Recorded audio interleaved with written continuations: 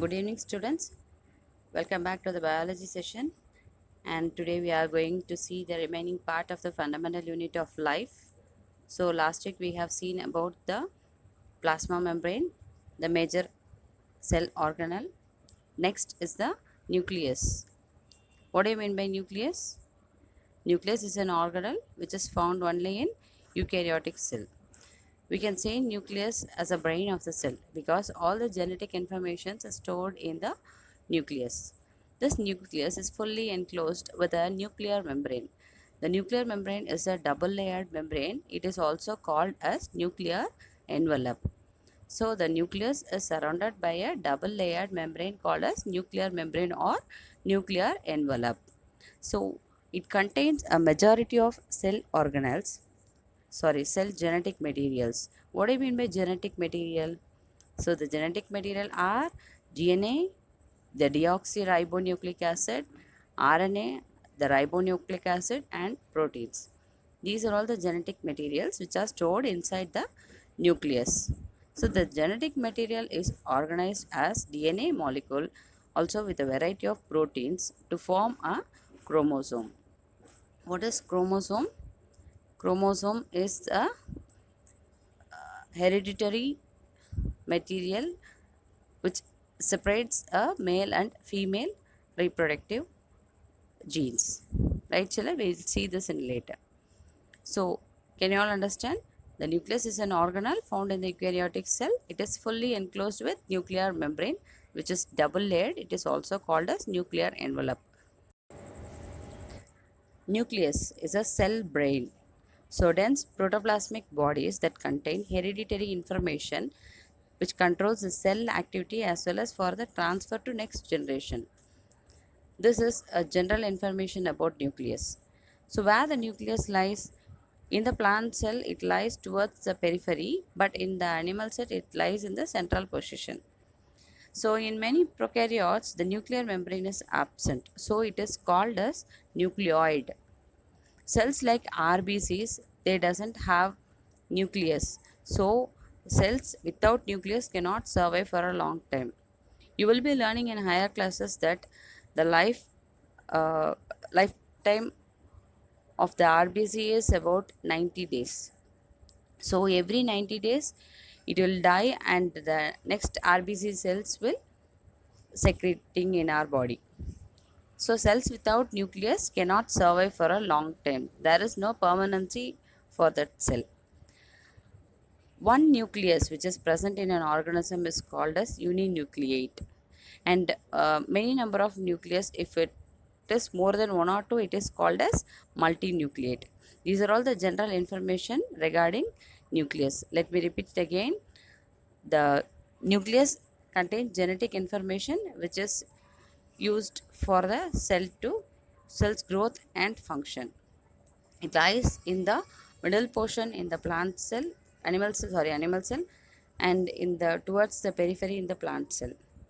In prokaryotes, there is no nuclear membrane and so it is called as nucleoid. Cells like RBCs, C elements lack nucleus. So cells with nucleus cannot survive for a long time. For example, RBC cells which live only for 90 days.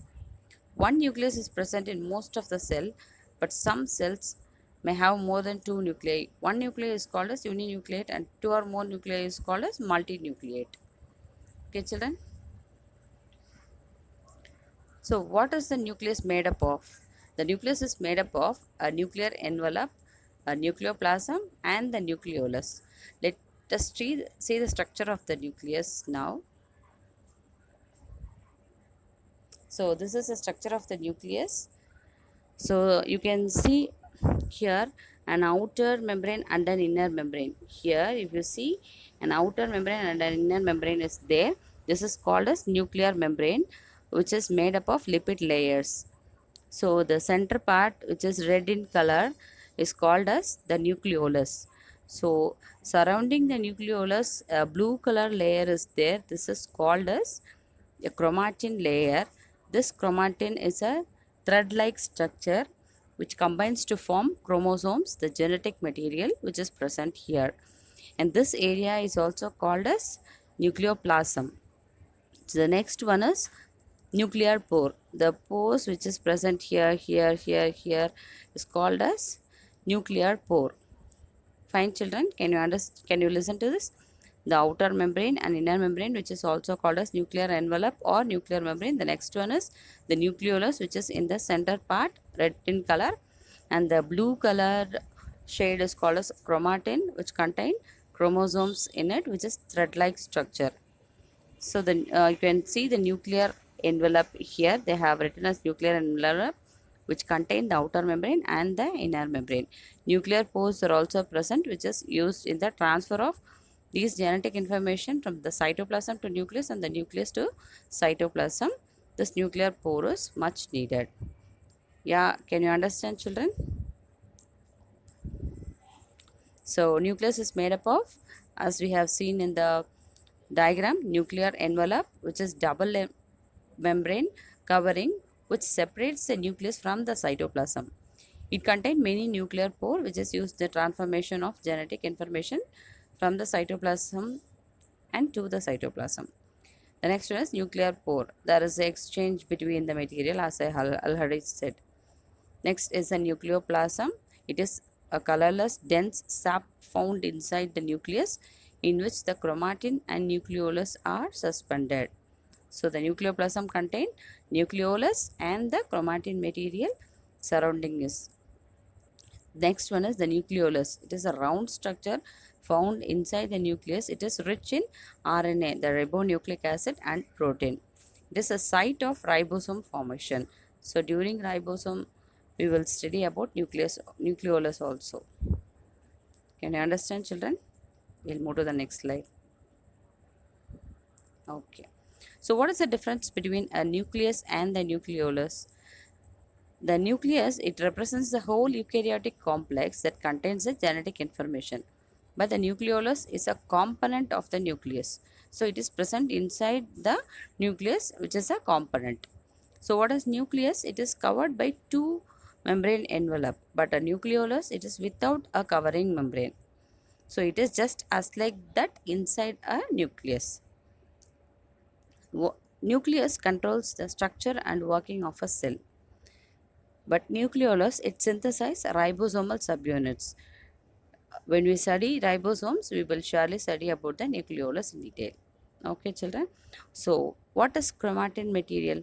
As I have already said, chromatin material, finally, it will form a chromosome. So, this is an intertwined mass of thread-like structure. So, you can feel the structure. It will be a thread-like structure. See deeply the structure of nucleus. You can feel a thread-like structure inside it, which is blue in color. It is made up of DNA and protein. During cell division, this chromatin become highly condensed, thick and rod-like structures known as chromosomes. Can you understand, children? Yeah. So, what is chromosomes? A thread-like structure which are formed by the condensation of chromatin. Condensation of chromatin during cell division are called as chromosomes. They refer as the hereditary vehicle. Okay, children. Chromosomes are made up of DNA and protein. So, a chromosome consists of two similar threads called chromatids. You can see the structure here. These through thread-like structures are called as chromatids. One is a normal chromatid and another one is a sister chromatid. So, these two chromatids are joined with the center part, which is called as a centromere. On the either side of the centromere, chromatids are called as arms. So the center part is called as centromere. To the center part, to the right side, you will having two chromatids, and the left side you will be having two chromatids. These two chromatids are called as arms. So this is the structure of the chromosomes from where the genetic material arrives. So we will study an extra information about the chromosomal number. Chromosome number is fixed for each species. So in most of the organisms, they occur in homologous pair. In each pair, one chromosome belongs to the father parent while other belongs to the mother parent. So presence of two sets of chromosomes is called a diploid chromosome. 2n is equal to 46 chromosomes are there in human being.